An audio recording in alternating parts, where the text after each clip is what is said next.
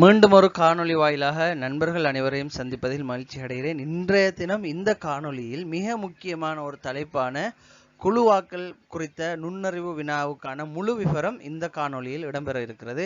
நிறைய நண்பர்கள் பல வீடியோக்கள் பார்த்தோம், எங்களுக்கு இந்த கேள்வியே புரியவில்லை என்று பல நண்பர்கள் கேள்வி கேட்டுக்கொண்டிருந்தீங்க. உங்களுக்காக அடிப்படையிலிருந்து மிக தெளிவாக இந்த கேள்வி என்ன வழியில் வந்தாலும் எல்லா வழியிலையும் நீங்கள் அந்த கேள்வி இலகுவாக செய்யலாம் என்ற அளவுக்கு இந்த வீடியோவில் முழுமையாக விளங்கப்படுத்தப்பட்டிருக்குது. எனவே இந்த வீடியோவை மிஸ் பண்ணிடாமல் முழுமையாக பாருங்கள், ஸ்கிப் பண்ணிடாதீங்க. யூடியூப்பில் பார்க்குற நண்பர்களாக இருந்தால் சேனலை சப்ஸ்கிரைப் பண்ண மறந்துடாதீங்க. நண்பர்களுக்கும் ஷேர் பண்ணிக்கொள்ளுங்க. அதே போல் ஃபேஸ்புக்கில் பார்க்குற நண்பர்களாக இருந்தால் கட்டாயம் வீடியோ ஃபாலோ பண்ணுங்கள், நம்மளோட பேஜ் ஃபாலோ பண்ணுங்கள். வாங்க வீடியோக்குள்ளே போகலாம். ஓகே, நாங்கள் இந்த குழுவாக்கம் சம்பந்தமான வினாக்களுக்கு விடையளிக்கிறதுக்கு அதனுடைய அடிப்படையை மட்டும் முதல்ல கொஞ்சம் விளங்கி கொள்ளுவோம். ரைட், இங்கே தரப்பட்டிருக்கிறது என்னென்னா, ஏபிசி என்ற 3 மாணவர்கள் இருக்கிறார்கள். அவர்களில் இருந்து 2 பேரை மட்டும் தெரிவு செஞ்சு ஒரு போட்டிக்கு அனுப்பணுமெண்டா எத்தனை வழியில் 2 பேரை தெரிவு செய்யலாம் என்றதான் கேள்வி. இப்போ நான் என்ன செய்ய போகிறேன், இதை எழுதி பார்க்க போகிறேன். எப்படி எழுதும்போதோ முதலாவது இப்படி எழுதுறேன். முதலாவது குழுவில் ஏபி என்று நான் 2 பேர் ஏயும் பியையும் அனுப்பலாம். இரண்டாவது பியையும் சியையும் அனுப்பலாம். மூன்றாவது சியை தலைமையாராக்கி ஏயை போட்டு அனுப்பலாம். சரிதானே? இப்போ இந்த சியும் பியும் வந்துட்டாரு, சியும் வந்துட்டாரு, இப்படின்னு வந்துட்டாருன்னு வச்சு தலைவர் இல்லைன்னா சும்மா சொல்கிறேன். இப்போ 3 குழுவா இப்படி ஒரு செலெக்ஷன் ஒன்று செய்யலான்றதை நாம் என்ன செய்கிறோம், எழுதி கண்டுபிடிச்சிட்டோம். ரைட், எழுதி கண்டுபிடிச்சிட்டோம். இப்போ அதே விஷயத்த 4 பேர் தாராங்க. ஏ பி சி டி தராங்கன்னு வச்சுக்கோ. இதுல இருந்து 2 பேரை எத்தனை குழு அமைக்கலாம்னா நம்ம என்ன செய்ய போறோம், இப்போ எழுதுறோம். முதலாவது ஏயும் பியும், ஏயோட பி அனுப்பலாம். ரெண்டாவது ஏயும் சியும் அனுப்பலாம். மூன்றாவது ஏயும் டியும் அனுப்பலாம். எனக்கு ஏயும் டியும் அனுப்பலாம். திரும்ப நான்காவது பி வருவது, பியும் சியும். அஞ்சாவது பியும் டியும். ஏபி வந்துட்டாங்க, நம்ம திரும்ப அவங்க வர தேவையில்லைன்றதுனால பியும் சியும் பியும் டியும் அனுப்பிட்டேன். ரைட். ஆறாவது குழு சி ஏ வந்ததுனால சியும் பியும் வந்துட்டாங்க, சியும் டியும் இல்லை, அப்போ சியும் டியும் அனுப்புகிறேன். ஏழாவது சியும் டியும் பார்த்துக்கொள்ளுங்க. சிக்கு வந்து பி வந்திருக்கிறாரு, ஏ வந்திருக்கிறாரு, சிக்கு வராதால் டி மட்டும்தான், அப்போ அவரோட சேர்த்து டி அனுப்பியாச்சு. ரைட். இப்போ திரும்ப டிஏ அனுப்ப போகிறேன். டியோட ஏ வந்திருக்கிறார், டியோட ஏ வந்திருக்கிறார், டியோட பி வந்திருக்கிறார், டியோட சி வந்திருக்கிறார். ஆக 6 குழு அனுப்பலாம். இப்போ நான் என்ன செய்கிறேன், 4லிருந்து 6 குழு அனுப்பலான்னு இப்படி எழுதி பார்க்குறேன். சரிதானே? அப்போ ஏற்கனவே வந்தாக்கள் திரும்ப வர தேவையில்லையே. 2 பேர் அனுப்பணும்டா சிடி வந்தானே டிசி போனேன் எல்லாம் உண்டு. அப்போ திரும்ப அதை எழுத தேவையில்லை. எனவே நான் இப்படி எழுதி 6 கண்டுட்டேன்னு வச்சுக்கோங்க. இப்போ எனக்கு என்ன சிக்கலண்டா, 4 சந்தத்துக்கே நான் 6 எழுத வேண்டி இருந்துச்சு. இதில் 5 10 பேருன்னு சந்தை நான் எப்படி காண்றேன் இதை? அப்போ எனக்கு இதை காண்றதுக்கு இதில் அடிப்படை தியரியை நான் கட்டாயம் விளங்கி கொள்ளணும். இதில் அடிப்படை என்ன, இதுக்கான தியரி என்ன, இதை எப்படி நாங்கள் சமன்பாட்டில் செய்யலாமுங்கிறத கட்டாயம் விளங்கி கொள்ளணும். அப்போ நாம் என்ன செய்வோம், இதுக்குரிய சமன்பாட்டை பார்ப்போம். காம்பினேஷன், இதுக்குரிய சமன்பாடு என்ன, இதுதான் சமன்பாடு என்சிஆர். ரைட். இப்போ வளமையிலேயே எங்களுக்கு இருக்கக்கூடிய ஒரு விஷயம், கணிதத்தில் என்னங்கிறது தரப்பட்ட இலக்கங்கள் எழுதுறது தான், தரப்பட்டிருக்கிற எண்ணிக்கையை தான் என்ன குறிப்போம். அப்போ இந்த என்சிஆருங்கிற இந்த சமன்பாடு என்னத்தை குறிக்குதுங்கிறத பார்ப்போம். இப்போ பாருங்க, இந்த எண்ணுங்கிறது தரப்பட்டிருக்கக்கூடிய மொத்த நபர்கள், ஆறுங்கிறது எங்களுக்கு தெரிவு செய்ய வேண்டிய தெரிவு.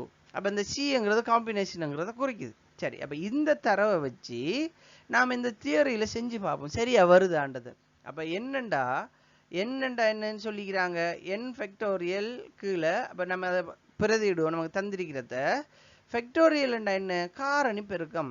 உதாரணமாக சொல்கிறேன் நான், 3 காரணி பெருக்கம்ண்டா 3 தர 2 தர 1, இதுதான் காரணி பெருக்கம். அப்போ தரப்பட்டிருக்கிற இலக்கத்தை அதனுடைய அடுத்தடுத்த இலக்கங்களால் பெருக்கி எழுதுறது தான் காரணி பெருக்கம்.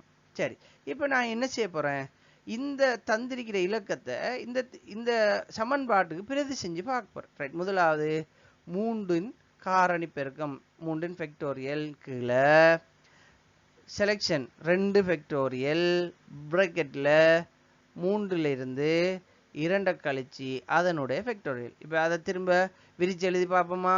3 தர 2 தர 1 கீழ் 2 தர 1, திரும்ப 3லேருந்து 2 போனா 1, அதனுடைய காரணி பெருக்கம் இல்லையா. ரைட், 1உடைய காரணி பெருக்கம் 1 தான்.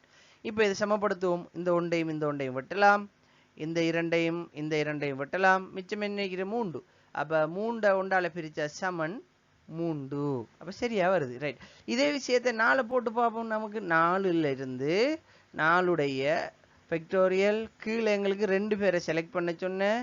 அப்போ 4ல இருந்து கழிக்கணும், 2 கழிச்சா வரக்கூடியதுடைய ஃபேக்டோரியல். ரைட், இப்போ இதை நாங்கள் சமன்பாட்டில் இதே மாதிரியே தீர்த்து பார்ப்போம். அப்போ 4 தர 2 தர 4 தர 3 தர 2 தர 1 கீழே எங்களுக்கு செலெக்ஷன் 2 இல்லையா. ரைட், அப்போ செலெக்ஷன் 2ன்னு சொன்னால் 2 தர 1 தர 4லிருந்து 2 போனால் 2, அப்போ 2 தர 1 இதனுடைய ஃபேக்டோரியல். ரைட், இப்போ பார்ப்போம். நாங்கள் மேலே இருக்கிற இலக்கத்தை வட்டி வருவோம். 1 இந்த 1 வட்டியாச்சு, இந்த 2 வட்டியாச்சு, இந்த 2ஐயும் வட்டியாச்சு. அப்போ மிச்சம் மீக்கிற என்ன 3 4. இப்போ 4 என்ன செய்யலாம், சுருக்கலாம். 4 சுருக்கலாம். ரைட், இவரால் சுருக்குவோம். இவரால் சுருக்கினா இவர் 2 வர போகிறார். அப்போ 2 3 6, 6 1ஆல் பிரிச்ச மாதிரி இருந்தால் 6. இப்போ பாருங்கள், நாங்கள் எழுதி பார்த்ததும் இங்கே தந்திரிக்கிறதும் இந்த தியரியை வச்சு பார்க்கும்போது எங்களுக்கு ஒரே மாதிரி வருது. என்ன, நாங்கள் இந்த தியரியை இந்த சமன்பாட்டை விளங்கி கொண்டா எங்களுக்கு லேசி, எத்தனை தந்தாலும் எங்களுக்கு குழுவாக்குறதுக்கு லேசாக இருக்கும். இப்போ நாங்கள் என்ன செய்யலாம், இந்த கேள்விகளை அணுகிறதுக்கு இந்த அடிப்படையை நல்ல ஆழமாக விளங்கி கொள்ளலாம். இப்போ நாங்கள் முதலாவது கட்டத்தில் எந்த நிபந்தனையும் இல்லாமல் மொத்தமாக இருக்கக்கூடிய ஆட்கள்லேருந்து எத்தனை பேரை தேர்வு செய்யலாமங்கிறத அந்த சமன்பாடுகளை வச்சு பார்த்தோம்.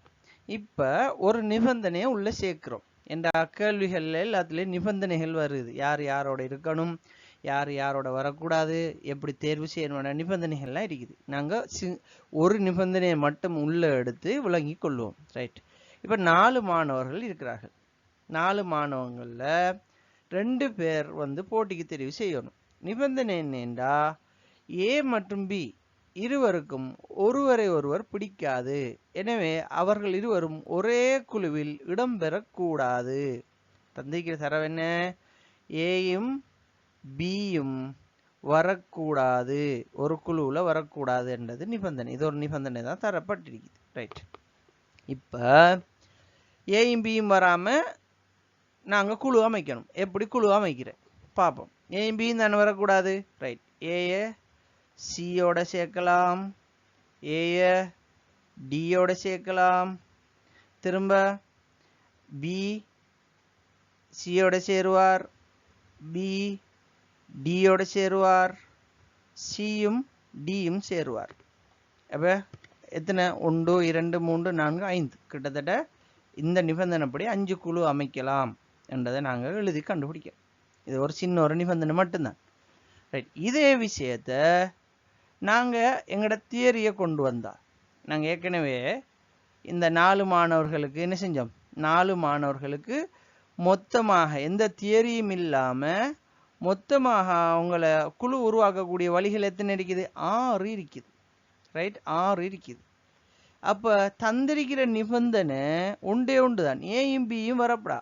அப்போ ஏயும் பியும் குழுவாக்கக்கூடிய வழிகள் எத்தனை, ஒரு வழி தான் இருக்கு, ஏயும் பியும் மட்டும்தான் வரலாண்டா. மொத்த வழிகளில் இருந்து நிபந்தனை ஆக்கப்பட்ட வழியை கழிச்சமாயிருந்தா எங்களுக்கு விட வந்துடும், 5 வந்துடும். இந்த நிபந்தனையை உள்ளடங்குற இப்படித்தான். இது விஷயம் லேஸ். அப்போ நான் ஏற்கனவே 4 பேரை கொண்ட மொத்த வழிகள் எத்தனை எப்படி காண்றன்றதை நான் விளங்கப்படுத்தினேன். திரும்ப நான் அதை விளங்கப்படுத்தலை, அது எங்களுக்கு தேவையில்லை. ஏன்னா நம்ம ஏற்கனவே 4 பேர் இருந்தால் எப்படி மொத்தமாக குழு அமைக்கிறன்றதை தியரியை வச்சு பார்த்தோம். அப்போ நாங்கள் 4 பேர் குழுவில் இருந்து 2 பேர் வச்சு தீர்வு செய்யறதுக்கு மொத்த வழி எங்களுக்கு 6. அதில் இருக்கிற நிபந்தனை ஒன்றே ஒன்று தான், ஏயும் பியும் வரக்கூடா. ஆக அந்த ஒரு நிபந்தனைங்கிறது ஒரு வழி தான். ஏயும் பியும் மட்டும்தானே வரக்கூடாதுன்றது ஒரே ஒரு நிபந்தனை தான். அது ஒரே ஒரு வழி. நாங்கள் அந்த வழியை இருக்கக்கூடிய மொத்த வழிகளில் இருந்து அந்த வழியை கழிச்சமாக இருந்தால் எத்தனை குழு வரும்ன்றதை நாங்கள் என்ன செய்யலாம், கண்டுபிடிக்கலாம். அப்போ ஒரு நிபந்தனையை சேர்க்கறது மூலம் நாங்கள் எப்படி இதை கண்டுபிடிக்கிறோம்ன்றதை இதில் இந்த வழியில் இலகுவாக பார்க்கலாம். அப்போ இது பிறகு நாங்கள் என்ன செய்வோம், இன்னும் சில நிபந்தனைகளை சேர்த்து பார்ப்போம். சேர்த்து எப்படி இதை குழு அமைக்கலான்றதை பார்ப்போம். இப்போ கேள்வி இப்படி தான் வரும். அப்போ இந்த பேசிக்ல இருந்து நாங்கள் போகும்போது ஒட்டுமொத்த கேள்வியை இலகுவாக விளங்கி விடையளிக்கிற அளவுக்கு நாங்கள் வந்துடுவோம். இப்போ நாங்கள் 3வது கட்டத்துக்கு வந்திக்கிறோம். 3வது கட்டம் என்ன, மல்டிபிள் கண்டிஷன்ஸ், பல நிபந்தனைகளை சேர்க்கிறோம். ரைட், இதில் 2 விதிகளை சேர்த்திக்கிறோம். முதலாவது விதி என்னென்றால், ஏ மற்றும் பி ஆகிய இருவரில் ஒருவர் மட்டுமே குழுவில் இருக்க வேண்டும். அதாவது யாராவது ஒரு ஆள் தான் இருக்கணும், அதே நேரம் 2 பேரும் வராமையும் இருக்கக்கூடாது என்கிறது விஷயம். ரைட். 2வது, சி கட்டாயம் குழுவில் இடம்பெற வேண்டும் என்கிறது இங்கே தரப்பட்டு. ரைட். இப்போ பாருங்க, ஏபிசி சரிதானே, ஏபிசிடி 4 பேரை கொண்ட குழுவில் இருந்து நாம் என்ன செய்ய போகிறோம், இந்த நிபந்தனைக்கு ஏற்ற மாதிரி குழு அமைக்க போகிறோம். எழுதிக்கோங்க, ஏபிசிடி. இதில் முதல் விதி என்னண்டா, ஏயும் பியும் வந்துடக்கூடா என்றது முதல் விதி. 2வது விதி, சி கட்டாயம் இருக்கணும்ன்றது விதி. ரைட். அதே நேரம் இந்த முதல் விதியில் ஏ அல்லது பியில் 2 பேரில் யாராவது ஒருவர் கட்டாயம் வரணும். 2 பேரும் தான் வரக்கூடாதே தவிர யாராவது ஒருவர் கட்டாயம் வர வேண்டும் என்றது சொல்லப்பட்டு. ஒன்று ஏ இருக்கணும், அதே போல் சி இருக்கணும். ஒன்று ஏசி அல்லது பிசி. இதான இதில் விளக்கம். சரியா? ரைட். இப்போ இதை எப்படி அமைக்கிற, இப்படி நிபந்தனை தந்தால் எப்படி அமைக்கிற. இப்போ பாருங்க, நிபந்தனைப்படி நாம் இதை சும்மா குழு அமைச்சு பார்ப்போம். ஏயும் பியும் என்ற ஒரு குழு, இந்த குழு வர முடியாது, ஏயும் பியும் உண்டா வர முடியாது. அடுத்தது இதில் சி இல்லை, அதனால இந்த குழு ஃபெயில். ரைட். நம்ம அமைச்ச அந்த 6 குழுவில் இருந்து 6 குழுவையும் எடுத்தே பார்ப்போம். ரைட். 2வது, ஏயும் சியும் நிபந்தனைப்படி யாராவது ஒரு ஆளில் ஏ இருக்காரு, ஏபியில் ஏ இருக்காரு, சி கட்டாயம் இருக்கிறாரு. எனவே இந்த நிபந்தனை பாஸ், இது சக்சஸ். 3வது, ஏசி பார்த்துட்டோம், ஏயும் டியும். 3வது நிபந்தனை ஏயும், இந்த 3வது குழு நம்ம ஏயும் டியையும் எடுக்கிறோம். இதில் ஏ மட்டும்தான் நிற்கிறார், சி கட்டாயம் குழுவில் இடம்பெற வேண்டும் என்ற நிபந்தனை இதில் இல்லாதனால இந்த குழுவும் ஃபெயில், இவங்களையும் ஏற்றுக்கொள்ளலாம். 4வது, ஏக்கு பி, ஏக்கு சி, ஏக்கு டி எடுத்துட்டோம். இப்போ பியும் சியும் சரிதானே, பி ஏபி வந்ததுனால திரும்ப பி ஏ போட தேவையில்லை, பியும் சியும் நிபந்தனை பாஸ். ஏன், சி மீக்கிறாரு, 2 பேரில் ஒரு ஆளான பி மீக்கிறார். ரைட். 5வது குழு, பியும் டியும், ஏடி இருக்கிறதுனால நம்ம 5வது குழுவாக பிஏயும் டிஏயும் எடுக்கிறோம். இந்த குழுவும் ஃபெயில். ஏன், சி இல்லை, சி கட்டாயம் இருக்கணும்னு சொல்லிக்குது, சி இல்லை, எனவே இதுவும் ஃபெயில். நம்ம எடுக்கக்கூடிய 6வது குழு சியும் டியும், சியும் டியும் இல்லை, நம்ம ஏற்கனவே இப்படி தான் பார்த்தோம்ன்றதில் சியும் டியும், இதுவும் ஃபெயில். ஏன், இதில் கட்டாயம் ஏயோ அல்லது பியோ இருக்கணுமென்ற நிபந்தனை. எனவே இந்த 6 குழுவில் நிபந்தனைக்கு பாஸ் ஆகினது 2 தான், ஒன்று ஏசி அல்லது பிசி. நாங்கள் இப்படி எழுதி பார்க்கலாம்.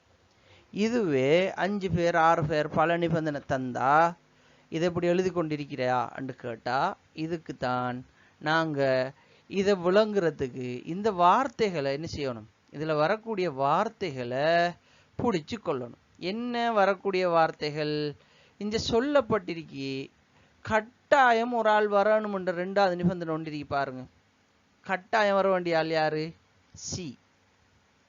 அவர் ஏ வந்தாரோ, பி வந்தாரோ, டி வந்தாரோ, கட்டாயம் வர வேண்டிய ஆள் யாரு, சி வந்தா அடுத்தது ஏ அல்லது பியில் யாராவது ஒருத்தர் தான் இருக்கணும்.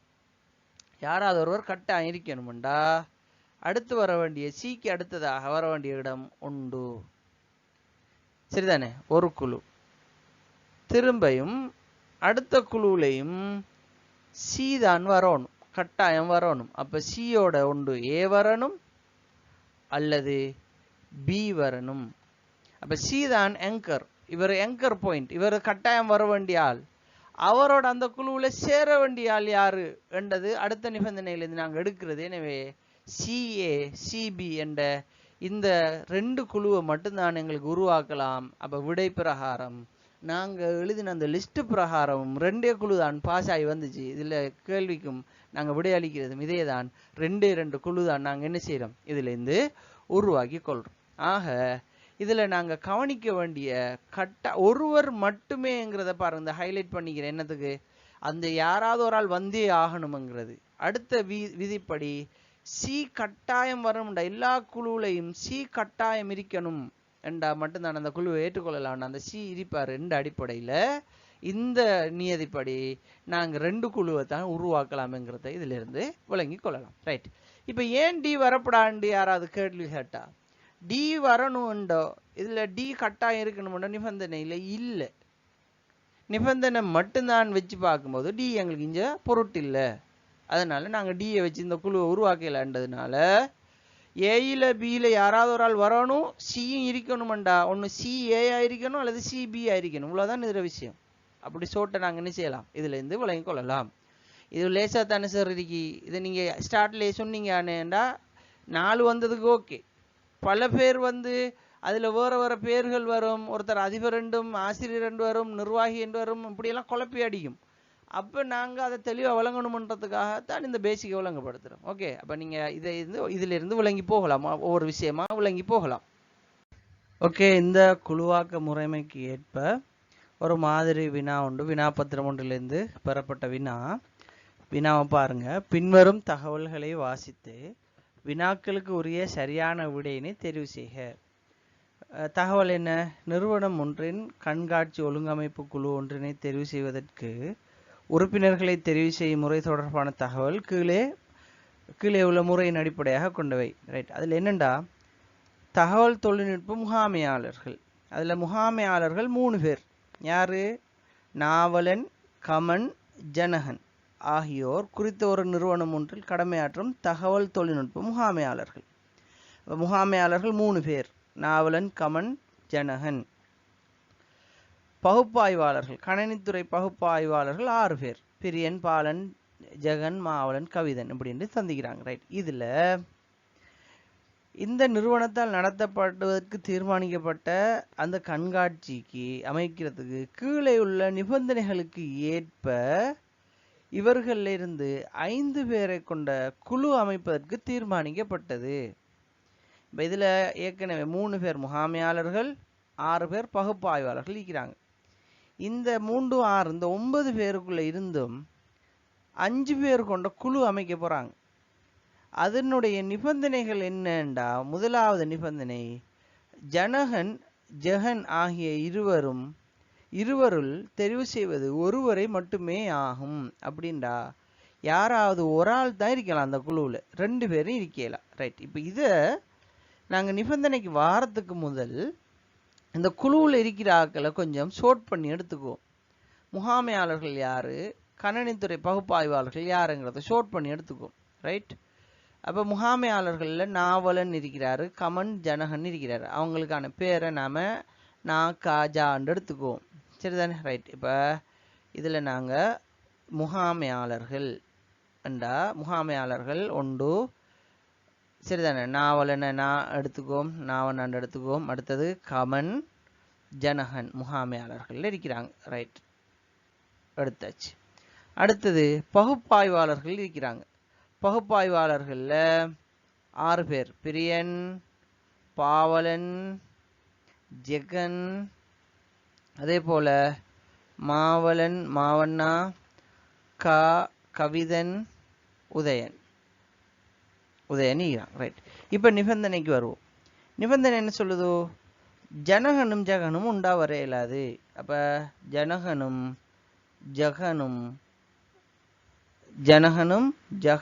ஜெகனும் உண்டா வரையலா. அதே போல மாவலனும் உதயனும் இருவரில் ஒருவரை மட்டுமே தான் தெரிவு செய்யணும். சரியா?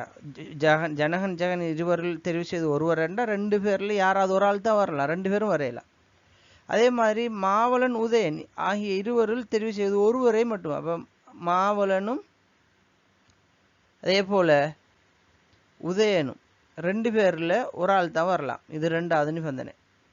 இது முதல் நிபந்தனை, இது 2வது நிபந்தனை. ரைட்? இப்போ 3வது நிபந்தனை சொல்றாங்க, பிரியன் மற்றும் பாலன் இருவரில் ஒருவர் தான் வரலாம். அவ பிரியன் வந்தா பாலன் வரையலாம், 2 பேர்ல ஒரு ஆள் மட்டும்தான் வரலாம். இவ்வளவுதான் நிபந்தனை. ரைட். 4வது நிபந்தனை, குறைந்தபட்சம் தகவல் தொழில்நுட்ப முகாமையாளர் 2 பேர் இருக்கணும். தகவல் தொழில்நுட்பத்தில் 2 பேர் இருக்கணுங்கிறது நிபந்தனை. ஓகே, இப்போ இதை வச்சு நாங்கள் என்ன செய்ய போகிறோம், கேள்வியை எப்படி விடையளிக்கலான்றதை பார்ப்போம். ரைட். கேள்வி என்ன? முதலாவது கேள்வி, தகவல் தொழில்நுட்ப முகாமையாளராக நாவலன் மற்றும் கமன் ஆகிய இருவரும் அடங்குமாறு எத்தனை முறையில் குழுவை அமைக்கலாம் என்றது கேள்வி. அப்போ நிபந்தனையில் கடைசி நிபந்தனை என்ன? யாராவது 2 முகாமையாளர் இருக்கணும் என்றது நிபந்தனை. இங்கே கேள்வியில் அந்த 2 பேர் யார் இருக்காங்க என்ற தகவலை தந்திக்கிறாங்க. யார் ஆக்கள் 2 பேரும்? ஒன்று நாவலன், அதே மாதிரி இன்னொரு ஆள் கமன், 2 பேர் இருக்காங்க. அப்போ இந்த குழுவில் மிச்சம் எத்தனை இடம்? 2 பேர் வந்தா 3 இடம். இதில் இந்த தகவலில் கேள்வியிலே சொல்லப்பட்டுட்டு என்ன, ஜனகன்ங்கிற முகாமையாளர் இதுக்குள்ளே வரையில. அப்போ ஜனகன் வராததுனால, இந்த குழுவுக்குள்ளே வராததுனால என்ன செய்யலாம், ஜெகனை வச்சு எங்கேயாவது குழு அமைச்சு கொள்ளலாம். ஜனகனும் ஜெகனும் தானே வரக்கூடாது.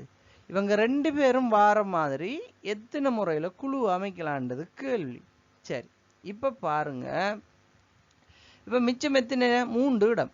3 இடம்ண்டா இந்த 2 முகாமையாளர்களும் வந்துட்டாங்க. ரைட்? முகாமையாளர்கள் வந்துட்டாங்க. இப்போ நாங்கள் இந்த 3 இடத்துக்கும் போட போகிறது யாரை? பகுப்பாய்வாளர்களை போட போகிறோம். அப்போ பகுப்பாய்வாளர்கள் இருக்கிறது எத்தனை பேர்? 6 பேர். நாங்கள் 6 பேர்ல இருந்து 3 பேரை தெரிவு செய்ய போகிறோம். சரியா? மொத்த வழிகளை காண்றதுக்கு. மொத்த வழிகளை கண்டதுக்கு பிறகு நாங்கள் இந்த நிபந்தனைகள் எல்லாத்தையும் என்ன செய்யணும், அந்த வழிகளில் இருந்து கழிச்சு விடணும். இந்த நிபந்தனைகள் எல்லாத்தையும் அந்த வழிகளில் கழிச்சு விட்டோம்டா இந்த கேள்விக்கு விட வந்துடும். இதை நாங்கள் ஃபர்ஸ்ட்லேயே பார்த்துட்டோம். நிபந்தனை தந்து நிபந்தனை எத்தனை வழி என்று கேட்டால் அந்த நிபந்தனையை மொத்தத்திலிருந்து கழிச்சா சரி என்றது முதல் முறையிலே நம்ம பார்த்தோம். இப்போ அதை தனிங்க அப்ளை பண்ண போகிறோம். ஆக இந்த 2 பேர் தந்ததுனால நாங்கள் குழு அமைக்க வேண்டி இருக்கிறது 6ல் இருந்து 3 பேரை வச்சு. அது எப்படின்னு பார்ப்போமா? ரைட். இப்போ நாங்கள் பார்த்த முறைப்படி 6 தர, 5 தர, 3 தர, 2 தர, 1. கீழே என்ன வரப்போகுது? 3 பேரை தெரிவு செய்ய சொல்லி. அப்போ 3 தர, 2 தர, 1. நம்ம ஏற்கனவே ப்ராக்கெட்டில் பார்த்தோம், 6லேருந்து 3 போகணும். ஏன்னா தெரிவு செய்யறது பார்த்தோம். எப்படி பார்த்தோம்னு சொன்னால் கீழே வரணும். எப்படி? 6 ஃபேக்டோரியல் கீழே 3 ஃபேக்டோரியல் ப்ராக்கெட்டில் 6லேருந்து 3 போனால் அதில் ஃபேக்டோரியல், இந்த 3 ஃபேக்டோரியல்னு பார்த்தோம். இப்போ நாங்கள் இந்த 3 ஃபேக்டோரியல் இங்கே எழுதிக்கிறோம். நான் டிரெக்டாகவே இந்த 6லேருந்து 3 போனால் 3 தானே, அதை இங்கே எழுதுறேன். அப்போ தர 3 தர 2 தர 1. சரி தானே? அப்போ இதில் பாருங்கள், இதுவும் இந்த பகுதியும் ஒரே மாதிரி வர்றதுனால இதை நீக்கி நாங்கள் என்ன செய்வோம், இதை நீக்கி போட்டு எழுதுவோம். அது எங்களுக்கு வாரதுனால எங்களுக்கு அது தேவையில்லை. ரைட்? அப்போ 6 தர 5 தர 4 கீழ் 3 தர 2 தர 1. இதை வச்சு தான் நாங்கள் என்ன செய்ய போகிறோம், மொத்த வழிகளை காண போகிறோம். மொத்த வழிகளை கண்டதுக்கு பிறகு நிபந்தனையை கழிப்போம். ரைட்? இப்போ பாருங்கள், இந்த 2ஐயும் இந்த 4ஐயும் நீக்கினா இங்கே 2. ரைட்? அதே போல் இந்த 3ஐயும் இந்த 6ஐயும் சுருக்கினா 3ஆல் சுருக்கினா இதில் 2. அப்போ 5 10 2 10 10 தர 2 20. அப்போ மொத்தம் எத்தனை வழி? 20 வழிகள் இருக்கி என்றதை குறித்து கொள்ளுங்க. ரைட்? அப்போ மொத்தம் 20 வழிகள். இப்போ இந்த மொத்த 20 வழிகளில் இருந்து ஒவ்வொரு நிபந்தனையா நம்ம வருவோம். முதல் நிபந்தனை என்ன? ஜனகன் வந்தா ஜெகன் வர முடியாது என்று சொல்லி. அப்ப இங்க ஜனகன் வரவே இல்லை. அப்ப அந்த நிபந்தனைக்கு இங்க சம்பந்தமே இல்லை. அப்ப அந்த நிபந்தனையை நம்ம இதுக்குள்ள எடுக்கலாம். அடுத்தது மாவலன் வந்தா உதயன் வரையலா. அப்ப இந்த 20 வழியில மாவலன் உதயன் வாரத்துக்கு எத்தனை வழி வரும்? எப்படி பார்க்குற? இந்த 20ல் மிச்சம் 3 பேர் தானே. 3 பேருக்கு தான் நம்ம இடம் எடுக்க போகிறோம். சரிதானே? 3 பேர் தான் இந்த பகுப்பாய்வாளர்கள்லேருந்து வரப்போகிறாங்க. அந்த 3 பேரில் மாவலனும் உதயனும் வந்தா வாரதையா இருந்தா யாரோட சேர்ந்து வருவாங்க? இவங்க 2 பேரும் போனால் 6 பேரில் மிச்சம் எத்தனை பேர்? 4 பேர் இருக்காங்க. அந்த 4 பேர் ஒவ்வொரு ஆள் இதில் வரும். முதலாவது ஆள், 2வது ஆள், 3வது ஆள், 4 ஆள்னு சொல்லி மாவலனும் உதயனும் வந்தால் கிட்டத்தட்ட 4 வழி வரும். எப்படி சொல்கிறேன்? மாவலனும் உதயனும் வரக்கூடிய வழியை கண்டுபிடிச்சி தானே அதை இல்லாமாக்கணும். அது எத்தனை வழின்னு கண்டுபிடிக்கிறேன்டா, மாவலனையும் உதயனையும் சேர்த்தா மிச்சம் எத்தனை பேர்?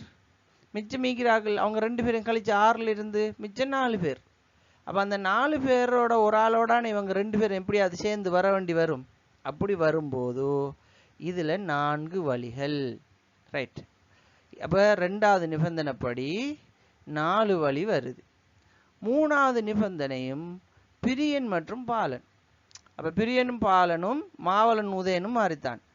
அவங்க 2 பேரும் சேர்ந்து வந்தா பாவலனும் பிரியனும் வாரது அதுவும் ஒரு 4 வழி வரும். எப்படி மாவலனும் உதயனும் வாராங்களோ அதே போல பிரியனும் பாவலனும் சேர்ந்து வந்தா 2 பேரும் வந்தா மிச்சம் இருக்கிற ஒவ்வொன்றும் 4 பேர் தானே மிச்சம் வரப்போறாங்க. ஒவ்வொருத்தரோட சேர்ந்து வரக்குள்ள இவங்க 4 பேரும் வாரத்துக்கான வழி கிடைக்கும். சரிதானே? 4 பேர் வாரத்துக்கான வழி கிடைக்கும். எனவே இந்த வழியில 4 மொத்தம் எத்தனை? 8 வழி. அப்ப இந்த 8 வழியும் நாங்க கழிக்க வேண்டிய வழிகள். ஏற்கனவே பார்த்த மாதிரி இந்த நிபந்தனைக்கு உட்பட்டா இதுக்குள்ள வந்துடப்படா அண்டா 20லிருந்து 8 கழிச்சோம்னு சொன்னா மிகுதி 12. எனவே இங்க 20லிருந்து 8 கழிச்சா மிகுதி 12. எனவே இந்த கேள்விக்கான விடை கிட்டத்தட்ட 12 வழிகளில் இந்த குழுவை அமைச்சு கொள்ளலாம் என்றுதான் இந்த கேள்விக்கான விடை. அப்போ நாங்கள் இங்கே ஏற்கனவே படித்த நாங்கள் தியரிகள் எல்லாத்தையும் இங்கே அப்ளை பண்ணுறோம். ஒன்று மொத்த குழுவை கண்டோம். அதிலிருந்து இந்த தகவலுக்கு ஏற்ப நிபந்தனைக்கு ஏற்ப அந்த குழுவை கழிக்கிறோம். 4 நான் எப்படி கண்டுபிடிச்சேன்? அவங்க 4 பேர் வாரத்துக்கான வழி எப்போ வரும்? 2 பேரும் சேர்ந்து வந்தால் மிச்சம் வைக்கிற 6 பேரில் 4 பேர். அந்த 4 பேர் ஒவ்வொரு ஆளும் வந்தால் தான் இவங்க 2 பேரும் சேர்ந்து வந்துட போகிறாங்க. அப்போ அப்படி வரும்போது 4 வழி. இவங்க 2 பேருக்கு 4 வழி, அடுத்த 2 பேருக்கு 4 வழி, மொத்தம் 8 வழி. அப்போ 20லிருந்து 8 போனால் மிகுதி 12. எனவே 12 என்பது தான் இதுக்கான விடை.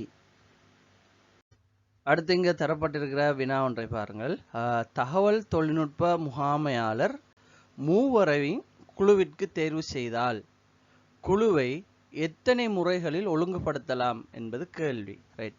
அப்போ தகவல் தொழில்நுட்ப முகாமையாளர்கள் 3 பேர். யார் யார்? நாவலன், அதே போல் கமன், அதே போல் ஜனகன். இப்போ இவங்க 3 பேரும் குழுவுக்கு வந்தால் 5 பேர் கொண்ட குழுவில் மிகுத இருக்கிற இடம் 2 இடம்தான். அப்போ நாங்கள் இப்போ நிபந்தனைகளுக்கு வருவோம். நிபந்தனைகளில் முதலாவது ஜனகன் வந்தால் ஜெகன் வரையலா. பகுப்பாய்வாளரான ஜெகன் வரையலா.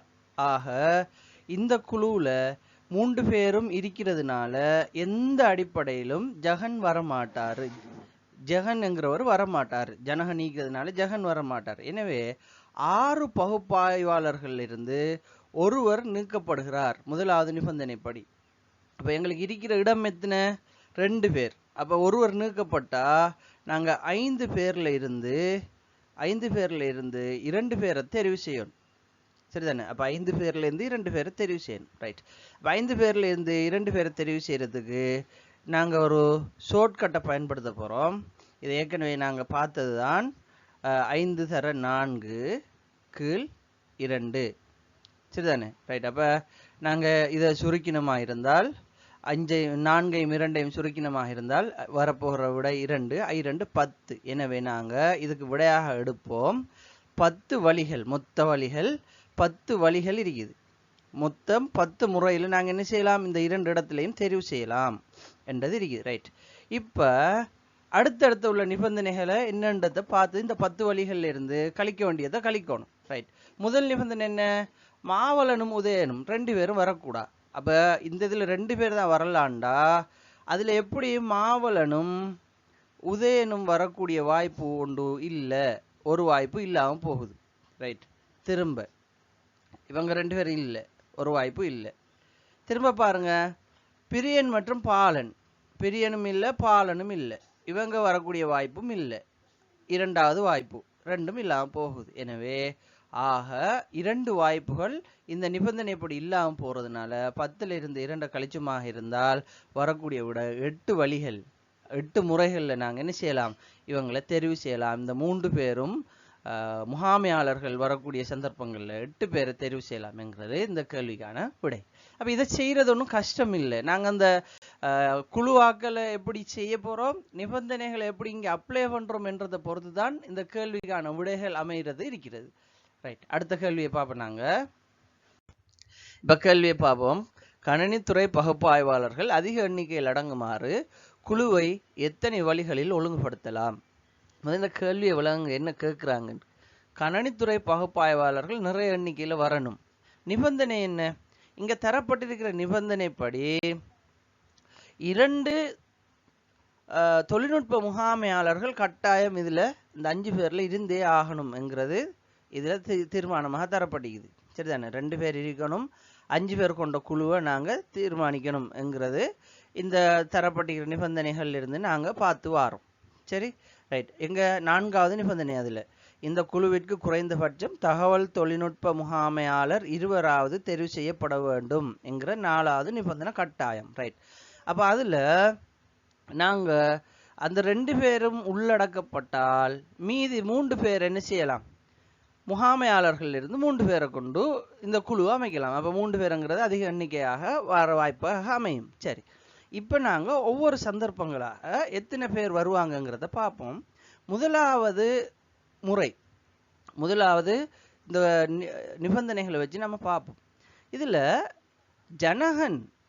ஜனகன்ங்கிற முகாமையாளர் வாரார்.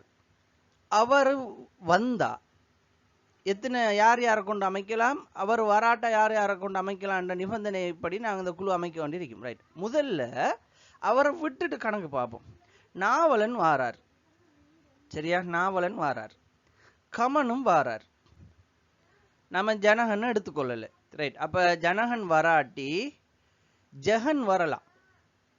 சரிதானே, அப்போ 6 பேரும் வரலாம், அந்த 6 பகுப்பாய்வாளர்களும் வரலாம் இந்த குழுவுக்கு. அப்போ இதில் நாவலன் கமன் ஆகிய 2 பேரை வச்சு மிச்சமிக்கிற 3 இடம் இருக்கு. அந்த 3 இடத்துக்கும் எத்தனை பேர்ல இந்த ஆக்கள் எடுக்க போகிறோம், 6 பேர்லேருந்து எடுக்க போகிறோம். ரைட். அப்போ 6 பேர்லேருந்து நாங்கள் 3 பேரை எடுக்க போகிறோம். மொத்த வழிகள் எத்தனைன்றதை பார்த்துட்டு அடுத்துள்ள நிபந்தனைகள், இந்த பகுப்பாய்வாளர்களுக்கு நிபந்தனைகள் தந்துக்கிறாங்க, அந்த நிபந்தனைகள் படி வரக்கூடிய ஆக்களை கழிச்சு விட்டா விஷயம் சரி. ரைட். இப்போ மொத்தம் பாருங்க, 6 பேர்ல இருந்து நாங்கள் 3 பேர் கொண்ட குழு எடுக்க போகிறோம். ரைட். அப்போ 6 தர 5 தர 4 கீழ் 3 தர 2 தர 1. இப்போ ஒரு கேள்வி, இதை நான் ஒரு ஷார்ட்கட்டை பயன்படுத்திக்கிறேன். எப்படி நான் 2 பேர் வரும்போதோ 2 இலக்கங்களை பெருக்கி மேலையும் கீழையும் 2 எடுத்தனோ அதே மாதிரி 3 வந்தா 3 அளவுக்கு மட்டும் எடுத்தா போதும். காரணி பெருக்கிறது. இப்போ 6உடைய காரணி பெருக்கங்கள் எப்படி வரும், 6 தர 5 தர 4 தர 3 தர 2 தர 1 போயிட்டே இருக்கும் இல்லையா. ரைட். இதில் கீழே எனக்கு தேர்வுல எத்தனை தரப்பட்டிக்குது, 3 தான் தரப்பட்டிக்குது. அப்போ 3 தரப்பட்டா நான் என்ன செய்கிறேன், அந்த 3 அளவுக்கு மட்டுப்படுத்தி கொண்டு நான் என்ன செய்யறதுக்கு கணக்கு பார்க்குறேன். எப்படி பார்த்தாலும் எங்களுக்கு சரியான விட வரும். இது ஒரு ஷார்ட்கட். அப்போ நாங்கள் அந்த ஷார்ட்கட்டை எங்களுடைய நேரத்தை அருமையாகிறதி நாங்கள் என்ன செய்வோம், குறுகிய நேரத்துக்குள்ள விடையளிக்கிறதுக்காக அந்த சுருக்கமான நேரத்தை பயன்படுத்துறதுக்காக இந்த சுருக்க வழியை எடுத்துக்கொள்வோம். ரைட். அப்போ 6க்கு 5க்கு 4, 6 தர 5 தர 4, இங்கே 3க்கு 2க்கு 1ங்கிறத வச்சு எத்தனை குழு இந்த அடிப்படையில் எத்தனை பேர் மொத்தம் வரலாம், இருக்கிற வழிகள் எத்தனைன்றதை பார்ப்போம். ரைட். இப்போ 2 வெட்டினமாக இருந்தால் 4ல் இருந்து 4 வெட்டினமாண்டா, அதாவது 2 பிரிச்சமாக இருந்தால் 4ல் 2, 4 வெட்டினா 2 வரப்போகுது. 3 வெட்டுவோம், 3லையும் 6 2, சரியா? 3 வெட்டின 3ஆல் 6 வெட்டினமாக இருந்தால் 2 முறை. ரைட். அப்போ 2 10, 10 2 20. அப்போ இந்த முறையில், இந்த முதலாவது முறையில் 20 பேர் வராங்க, சரிதானே? முதலாவது முறையில் 20 பேர் வர, 20 பேர் அல்ல 20 முறைகளில் நாங்கள் என்ன செய்கிறோம், இந்த குழுவை அமைக்கிறோம். ரைட். இப்போ 20 குழு 20 முறையில் நம்ம இதை அமைச்சிட்டோமா? இப்போ நிபந்தனைகளுக்கு வருவோம், இதிலிருந்து நிபந்தனைகளுக்கு வருவோம். ரைட். இந்த நிபந்தனைகள் என்ன? இந்த நிபந்தனைகள் முதலாவது மாவலன் உதயன் வரணும். ரைட். இதில் மாவலன் வாரார், உதயனும் வாரார். அப்போ இவங்க 2 பேரும் வந்தா இவங்களோட இன்னொரு ஆள் 3வது ஆள் வரலாமா இல்லையா? 4 பேர் வரலாம். அப்போ இதில் 4 வழி இருக்குது. மிச்சம் 4 பேரில் ஒவ்வொரு ஆளாக வரும்போது இந்த மாவலன் உதயன் என்று, இப்போ அதாவது நான் சொல்கிறேன் என்னென்னா, நாவலன் கமன் மாவலன் உதயன் என்று வார மாதிரி இவங்களோட கடைசி ஆள் மட்டும் ஒரு ஆள் மாறி மாறி வரப்போகிறார். யாரிலிருந்து? பகுப்பாய்வாளர்கள் இருந்து. அப்போ எங்களோட நிபந்தனைப்படி மாவலன் உதயன் வரக்கூடிய சந்தர்ப்பங்கள் தான் நான் சொல்கிறேன் இந்த 4 வழிகளும். மாவலனும் உதயனும் சேர்ந்து வர மாதிரியான சந்தர்ப்பம். அப்போ இந்த 4 வழிகளை நாம் என்ன செய்ய போகிறோம்? இதிலிருந்து கழிக்க போகிறோம். அந்த 4 வழியும் வரையலா, இந்த வழி வரையலா, அந்த 4 வரையும் வர முடியாது. ஏன்? இங்கே நிபந்தனை சந்திக்குது. மாவலன் மற்றும் உதயன் ஆகிய இருவருள் தெரிவு செய்வது ஒருவரை மட்டுமே என்றால் 2 பேரும் உண்டா வர முடியாத சந்தர்ப்பம் 4 இருக்குது. உண்டா வரக்கூடிய சந்தர்ப்பம் 4 இருக்குது. அப்போ அந்த 4ஐயும் நாங்கள் அதுலேருந்து கழிக்கணும். சரி. திரும்ப அதே மாதிரி பிரியன் மற்றும் பாலன் ஆகிய இருவரும் இருக்கிறாங்க. பிரியன் பாலன் அவங்களும் வரக்கூடிய சந்தர்ப்பங்கள் அதே மாதிரியான ஒரு 4 வரப்போகுது. பிரியன் பாலன் அவங்களுக்கும் அவங்க 2 பேரும் சேர்ந்தா மீதம் இருக்கிற ஒவ்வொரு ஆள் வரக்கூடிய, ஏன்டா 6ல் 2 பேர் போனால் மிச்சம் 4 பேர் இருக்காங்க. அந்த 4 பேர் ஒவ்வொரு ஆளை வரக்கூடிய சந்தர்ப்பம் 4 இருக்கு. அப்போ அதுவும் 4. அப்போ 4 4 8, 20லிருந்து 8 போனால் முதலாவது தேர்வுப்படி 12 பேர் இருக்கிறாங்க. இன்னும் முடியல, சரிதானே? ஏன் இது இன்னும் முடியலைன்றது ஏன் சொல்கிறேன்? நான் உங்களுக்கு விளங்கப்படுத்துறதுக்காக தான். இது நீண்ட நேரம் போகிற மாதிரி இருக்கு. நீங்கள் இது செய்து பார்த்தீங்களா இருந்தால் மிக வேகமாக செய்யலாம். அப்போ நீங்கள் ஒன்றும் யோசிக்க தேவையில்லை. ரைட். இந்த முதல் வகையில் 12 பேரை நாங்கள் தெரிவு செஞ்சுக்கிறோம். எப்போ? ஜனகன் இல்லாத ஒரு வகையை. ரைட். இப்போ 2வது ஜனகன் வாரார். ஜனகனோட நாவலன் எடுப்போம். ஜனகன் வந்து நாவலன் வர மாதிரியான சந்தர்ப்பம்டா. மிச்சம் இருக்கிறதுன்னு 3 பேர். ரைட்.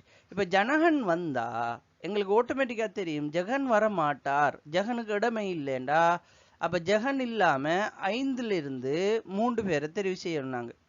ஏன்? இந்த ஜனகன் வந்தால் ஜெகன் வரக்கூடாதுன்றது நிபந்தனைங்கிறதுனால பகுப்பாய்வாளர்களிலிருந்து நாங்கள் என்ன செஞ்சிட்டோம்? ஜெகனை தூக்கிட்டோம். ஜெகன் வரவே இல்லை அந்த குழுவுக்குள்ளே, ஜனகன் வந்ததுனாலன்றது.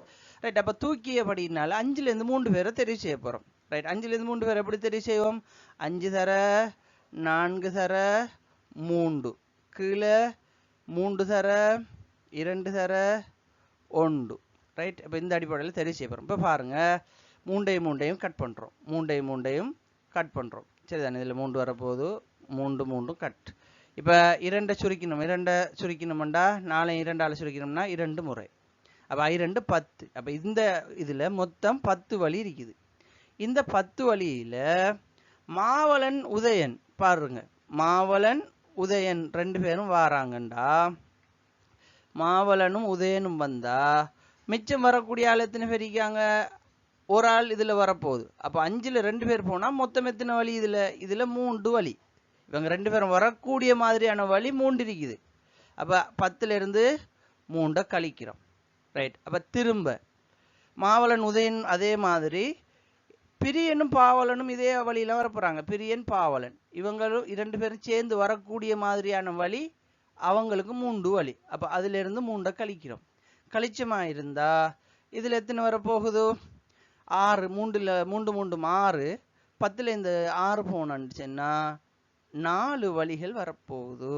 அப்ப ஜனகன் வரக்கூடிய மாதிரியான நாவலனோட வரக்கூடிய மாதிரியான வழியில 4 வழி வருது. ஏற்கனவே 12 வழி, திரும்ப 4 வழி. 3வது முறை என்னண்டா ஜனகனோட கமனை சேர்த்துக்கொள்றது. நாவலன் சேர்த்த மாதிரி ஜனகனோட கமன் சேர்த்துக்கிறது. அப்ப மேல நாவலன் சேர்த்து எங்களுக்கு 4 வழி வந்துச்சுண்டா அதே மாதிரி தான் ஜனகனோட கமனை சேர்க்கும் போதும் 4 வழி வரப்போகுது. மேல என்ன பார்த்தோமோ அதே மாதிரி தான் கீழேயும் வரப்போகுது. ஏன்? ஜனகன் வந்திக்கிறதுனால ஜெகன் வர மாட்டார். ஜெகன் வராட்டி குழுவை எப்படி அமைக்கிறதுங்கிறத மேல பார்த்திக்கிறோம். இந்த 2வது ஸ்டெப்ல பார்க்குறோம். அதே 4 தான் இங்கேயும் வரப்போகுது. அப்ப மொத்தம் எத்தனை எங்களுக்கு பாருங்க 12. சரிதானே? அந்த 12ஓட இந்த ஒரு 4 வழி, இந்த ஒரு 4 வழி, மொத்தம் 8. அப்ப 12 8 மொத்தம் 20 வழிகள்ல ஒழுங்குபடுத்தலாம். உண்மையில இதுக்கு வேற ஏதாவது ஷார்ட்கட் இருக்கான்னு கேட்டா இல்ல. இது ஒன்றுதான் வழி. யார் வரணும் யார் வரக்கூடாதுங்கிறத நாங்கள் நிபந்தனையை பூர்த்தி செஞ்சுதான் இந்த கேள்வியை நாங்கள் விடையளிக்க வேண்டி இருக்குது. இதை புரிஞ்சுக்கிட்டா வேகமாக செய்யலாம். விளங்கிட்டேன்டா வேகமாக செஞ்சிடலாம். எனக்கு பாருங்க, முதலாவது எனக்கு குயிக்கா விளங்கிச்சு. இப்போ 2வது வழி விளங்கினோடனே அதே மாதிரி தான் அடுத்ததும் வரப்போகுதுன்றது எனக்கு எப்படி விளங்குனுச்சு? ஜனகன் வந்தா நாவலன் வந்தா எனக்கு 4 வழி வருதுண்டா. ஜனகனோட கனகனை யாரு கமனையும் சேர்த்தா எனக்கு 4 தான் வரும்ன்றது அதே ஸ்டெப்ல நீ வரப்போகுதுன்றது எனக்கு விளங்கிட்டு. அப்போ அப்படிதான் நான் என்ன செய்ய போறேன், இந்த கேள்விக்கு விடை அளிக்க போறேன். மிச்சம் இலகுவான ஒரு முறை. இதை பார்த்து வாசிச்சு விளங்கி பெரிய கஷ்டம் மாதிரி தெரிஞ்சாலும் லேசான கேள்வி. அழகாக நாங்கள் இந்த கேள்விக்கு விடை அளிக்கலாம். ரைட், அடுத்த கேள்வி என்னன்றதை பார்ப்போம். அடுத்த கேள்வி கேட்டிக்கிறாங்க, குழுக்களை அதிக எண்ணிக்கையில் ஒழுங்கமைக்க முடியாமல் உள்ளவர்கள் பின்வருவர்களில் யார் என்றது கேள்வி. என்னென்று சொன்னா, இவங்கள நாவலன் வந்தா கமன் அதே போல கவிதன் இவங்க யாருக்குமே நிபந்தனை இல்லை. இவங்க யாருமே யாரோடையும் வரலாம். நிபந்தனை இருக்கிற ஒரே ஒரு ஆள் மாவலன் மட்டும்தான் இந்த தரப்பட்டிருக்கிறார்கள். எனவே மாவலன் வந்தாரா இருந்தா அவரோட இன்னொரு ஆள் வரும்போது, சரிதானே, பிரியன் யாராவது வரும்போது அந்த குழு இல்லாமலே போயிடும். அந்த குழு அமைக்க முடியாது. அப்ப அப்படி அந்த குழு அமைக்க முடியாமல் செய்யறதுக்கான நிபந்தனை மாவலனுக்கு இருக்கு. எனவே மாவலன் வருவதனால் என்ன செய்ய முடியாது, அதிக எண்ணிக்கையில குழு அமைக்க முடியாது. அப்ப அந்த கேள்விக்கான விடை மாவலன் என்கிறதாகும். சரிதான். அடுத்த கேள்விக்கான குழுவை அதிக எண்ணிக்கையில் ஒழுங்கமைக்க முடியாமல் உள்ளவர்கள் பின்னோர்கள் யார் என்கிற கேள்விக்கான விடை மாவலன் என்கிறது விடை. அதுக்கான ஆன்சர் மாவலன் தான். அதிக எண்ணிக்கையில் குழு அமைக்க முடியாமல் சீரார் இருக்கிறார்கள். ஏன்? இவருக்கு நிபந்தனைக்கிறதுனால. அடுத்த கேள்வியை பார்ப்போம். இந்த கேள்வியுடைய இறுதி கட்டத்துக்கு வந்துட்டோம். இறுதி கேள்வி என்னென்றா, குழுவிற்கு ஜெகன் மற்றும் பிரியன் உள்ளடக்கப்பட்டிருப்பின் எத்தனை முறைகளில் தேர்வு செய்ய முடியும்ங்கிறது கேள்வி. எங்களோட நிபந்தனைப்படி ஒரு குழுவில் 5 பேர் இருக்கணும். ரைட். அப்போ 5 பேரில் கட்டாயம் 2 முகாமையாளர்கள் இருக்கணும். அதே போல் மிச்சம் பகுப்பாய்வாளர்கள் இருப்பாங்க. ரைட். இதில் தரப்பட்டிருக்கிறது யாரு? ஜெகன் மற்றும் பிரியன். இவங்க 2 பேரும் யாரு? இவங்க 2 பேருமே பகுப்பாய்வாளர்களை சேர்ந்தார்கள். அப்போ ஜெகனையும் பிரியனையும் இங்கே எடுப்போம். இவர் ஜெகன் என்று எடுத்துக்குவோம், இவர் பிரியன் என்று எடுத்துக்குவோம். அப்போ இதில் இந்த குழு ஆக்கத்தில் தரப்பட்ட நிபந்தனைப்படி கட்டாயம் 2 முகாமையாளர்கள் வந்தே ஆகணும் என்றபடினால ஜெகன் வாரதுனால ஜனகன் வரமாட்டார். எனவே நாவலனும் கமனும் கட்டாயம் இதில் இந்த குழுவில் இருப்பார். நாவலன் கமன் இருப்பார். ரைட். அப்போ இதில் நாவலன் கமன் ஜெகன் பிரியன் என்ற 4 பேர் என்ன செஞ்சிட்டாங்க, நிபந்தனைப்படி கட்டாயம் வந்துட்டாங்க. கேள்விப்படி 2 பேர், நிபந்தனைப்படி 2 பேர் வந்துட்டாங்க. எங்களுக்கு மிச்சம் இருக்கிறது ஒரே ஒரு இடம். இந்த ஒரே ஒரு இடத்துல பாருங்க, எப்படியுமே 3வது ஆளாக ஜெகன் வந்ததுனால முகாமையாளரான ஜனகன் வர முடியாது. அந்த ஒரு வழி இல்லாமல் போகுது. ஜனகன் வர முடியாது. ஜனகன் நம்ம இதுக்குள்ள எடுக்கலாம். ரைட். ஒரு ஆள் போறார். அதே போல அப்ப முகாமையாளர் ஒருவர் இங்க வாரத்துக்கான வாய்ப்பு இல்லை. அந்த வாய்ப்பு இல்லாமல் போகுது. ரைட். இப்ப பிரியன் வந்துட்டாரு, ஜெகனும் வந்துட்டார். அவங்கள 6 பேர்ல மிச்சமீக்கிறது 4 பேர். 6 பேர்ல மிச்சமீக்கிறது 4 பேர். அந்த 4 பேரில் பிரியன் வந்ததுனால பாவலன் வரமாட்டார். எனவே அந்த 4லையும் என்ன செய்யுது, ஒரு ஆள் கழியுது. பாவலன் வரமாட்டார். இங்க பிரியன் குழுவுல கட்டாயம் இவரை கொண்டு குழு அமைக்கப்படுறதுனால பாவலன் வரமாட்டார். எனவே மிச்சமீக்கிறார்கள் 3 பேர். அந்த 3 பேரை கொண்ட குழுவும் என்ன மாறி மாறி அமைக்கப்படும். நாவலன் கமன் ஜெகன் பிரியன் மற்ற உதயன் சொல்லி அந்த 3 பேரை கொண்ட குழு அமைக்கப்படும். எனவே இந்த கேள்விக்கான விடை என்னென்றா 3 முறைகளில் இந்த குழு அமைக்கப்படும் என்பதுதான் இந்த கேள்விக்கான விடை ரைட். ஆக மொத்தம் நாங்கள் குழு ஆக்கம் என்கிற ஒரு முக்கியமான ஒரு நிறைய பேருக்கு டவுட்டாக இருந்த ஒரு பகுதியை மிக இலகுவாக எப்படி புரிஞ்சு கொள்ளலாம் என்று விளங்கப்படுத்தியிருக்கிறோம். இதில் ஒன்றும் இல்லை, வாசித்து நிபந்தனைகளை எப்படி பூர்ணப்படுத்துறது என்ற விஷயம் தெரிஞ்சிருந்தா போதும். கட்டாயம் இந்த வீடியோவை உங்களோட நண்பர்களுக்கு ஷேர் பண்ணுங்கள். நாளை ஒரே ஒரு நாள் உங்களோட பரீட்சைக்காக தயாராகிறதுக்காக ஒரே ஒரு நாள் இருக்குது. உங்களோட நண்பர்களுக்கு பகிர்ந்து கொண்டு பிரயோஜனப்படுறதுக்கு மற்றாக்களுக்கும் இந்த வீடியோவை பகிர்ந்து உதவி செய்யுங்க. இன்னும் ஒரு சந்தர்ப்பத்தில் சந்திப்போம். நன்றி.